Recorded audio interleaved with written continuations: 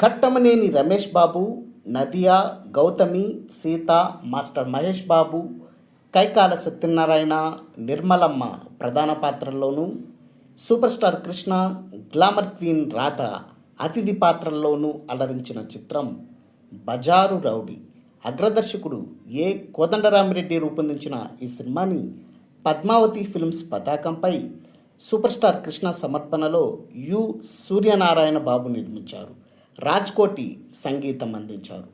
1988 August 26న విడుదలై విజయపథంలో పయనించిన బజారు rowdy cinema official paper ad ప్రకారం ఎక్కడెక్కడ అర్ధశత దినోత్సవాలు జరుపుకుందో ఈ వీడియోలో చూద్దాం.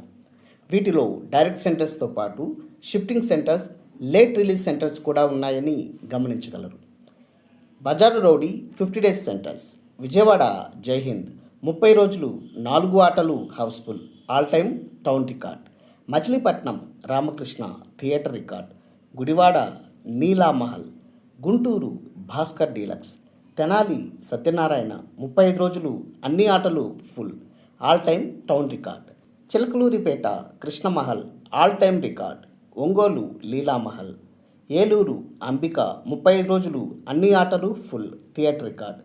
భీమవరం గోవర్ధన 25 రోజులు అన్ని ఆటలు full, theatre record. Rajahmundry Urvashi. Kakinada Vijaya అన్ని ఆటలు house full. Mandapeta Ambika. Amalapuram Ganapathi picture palace.